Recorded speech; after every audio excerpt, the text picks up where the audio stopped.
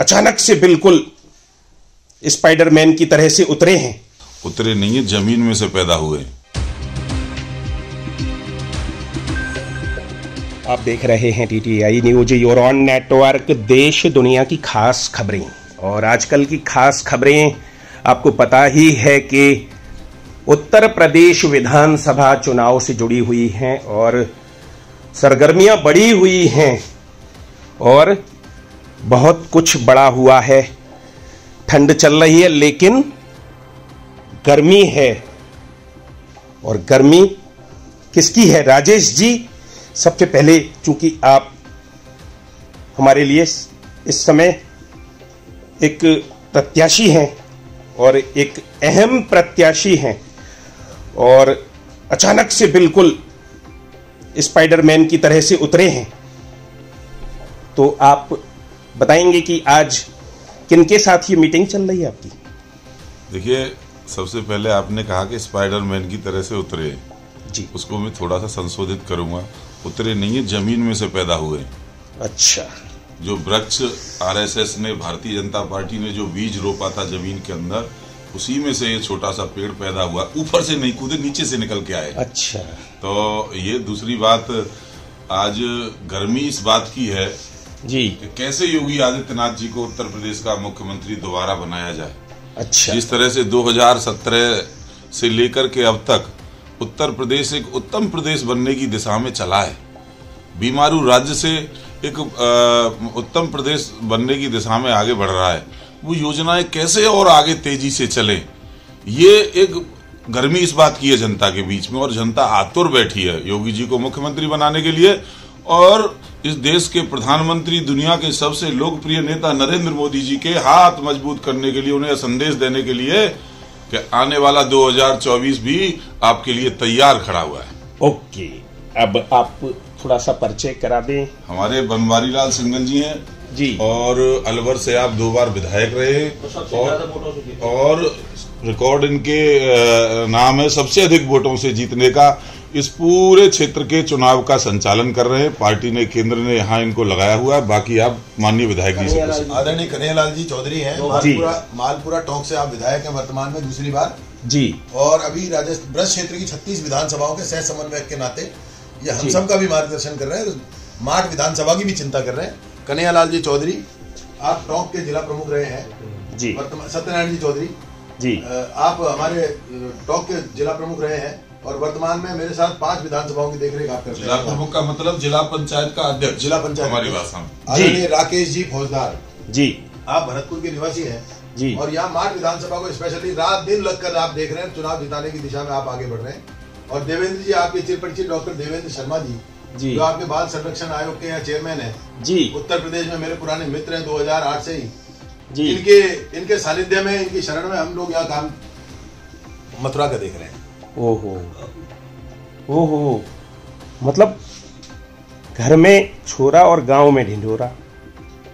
हमारे डॉक्टर साहब इतने प्रतिष्ठित हैं, तो आप ही बता दें।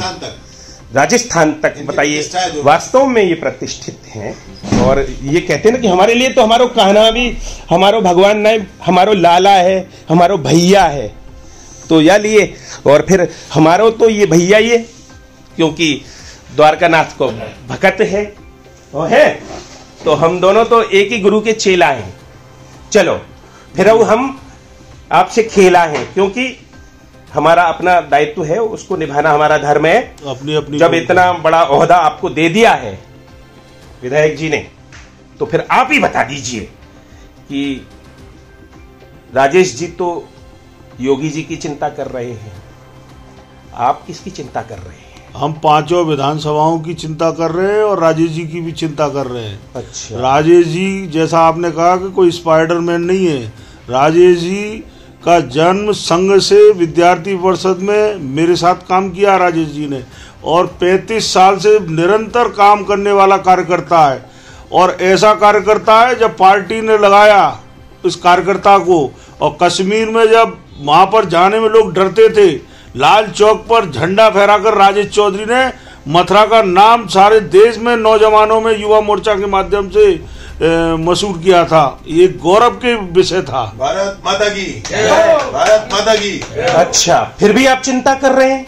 चिंता तो अपने छोटे भाई की करनी पड़ती है सबको, क्योंकि अच्छा। मेरे छोटे भाई भी हैं और साथ साथ मेरी जीवन यात्रा में, राजनीतिक यात्रा में मेरे साथ बराबर कंधे से कंधा मिलाकर रहे, सुख दुख में रहे। तो राजेश चौधरी की चिंता करना तो मेरा पार्टी की तरफ से भी धर्म है और व्यक्तिगत क्या मेरा स्थिति चिंताजनक है? कोई चिंताजनक नहीं है। राजेश चौधरी चुनाव जीत रहे। अच्छा, आधार बता दीजिए। मथुरा जिले की पहली सीट होगी। एक मिनट, आधार बता दीजिए, समीकरण बता दीजिए। समीकरण और आधार ये है, जिस तरह से आप देख रहे हैं कि एक अनार और 100 बीमार वाली बात हो गई कि लोकदल ने जिस तरह से पहले बेचारे उनको जो मेरी तरह ही 400 वोट से हारे थे भाई हमारे नौबाड़ जी, और उनकी जगह फिर सपा को टिकट दे दी, कभी फिर उनको दे दी, जिससे वहां एक असमंजस की स्थिति हो गई और सारे सबका केंद्र बिंदु आज राजेश चौधरी की तरफ है, क्योंकि नौजवान है, क्रांतिकारी नौजवान है, इसलिए राजेश चौधरी की तरफ माट की जनता की निगाहें हैं। समीकरण मैंने बता तो दिया, बस कितना बड़ा समीकरण बता दिया।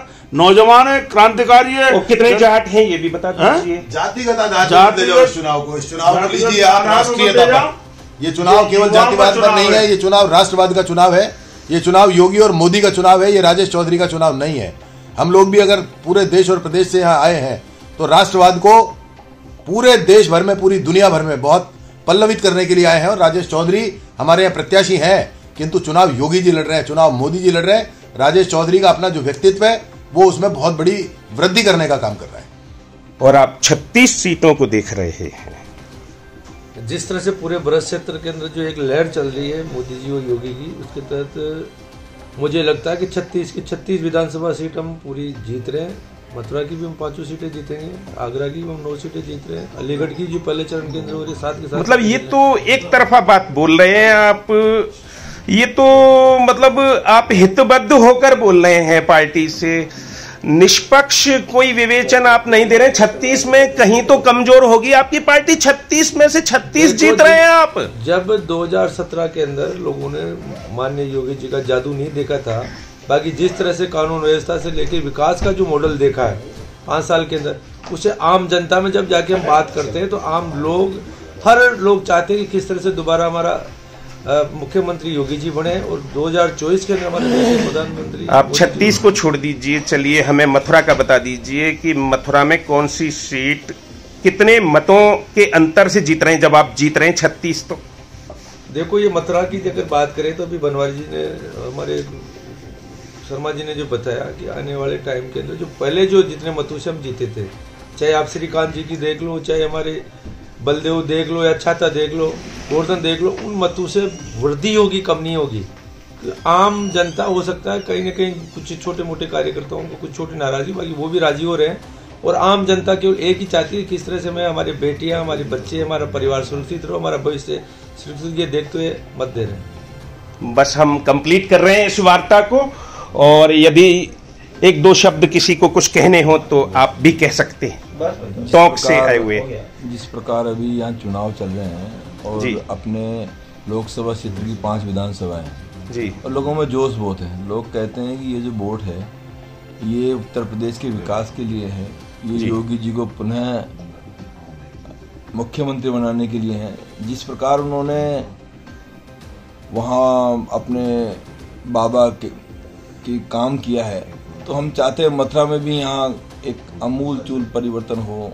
यहाँ पर भी एक मथुरा से लेकर ठेठ गोवर्धन तक एक अलग से रूट बनकर लोगों। अच्छा, बस एक बात बता दें कृपया राजेश जी, आपका नाम चल रहे हैं, ये तो इस समय रणनीति का समय है और वास्तव में अब आप बता दीजिए कि आज कौन कौन आ रहे हैं।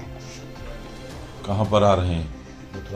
मथुरा में आज इस देश के गृह मंत्री और इस देश के अत्यंत लोकप्रिय नेता अमित शाह जी आ रहे हैं, और वो हमारे चुनाव के किस तरह से ठीक से संचालन चल रहा है, कहाँ किस सीट पर स्थिति है, कहाँ हम लोग मजबूत हैं, कहाँ कमजोर हैं, सबकी समीक्षा करेंगे और किस तरह से हम 5 सीटें जीतें, इसकी योजना रचना में हम लोगों से पूछताछ करेंगे और बताएंगे, हमको मार्गदर्शन करेंगे। और अब बस आप अपने बारे में भी थोड़ा सा बता दीजिए, अब तक जितना घूमे हैं।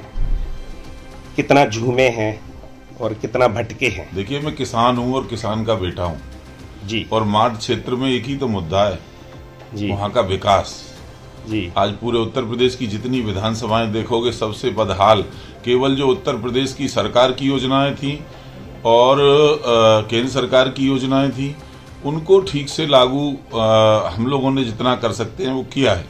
विधायक के नाते जो काम उस क्षेत्र में होने चाहिए थे वो नहीं हुए। वहाँ पीड़ित हैं लोग, वहाँ आतंक में जी रहे हैं लोग, वहाँ बदहाल हैं, बेहाल हैं। अच्छा। और आजादी चाहते हैं श्याम सुंदर तो पागल हैं वो, पागल नहीं है। जिता देते हैं।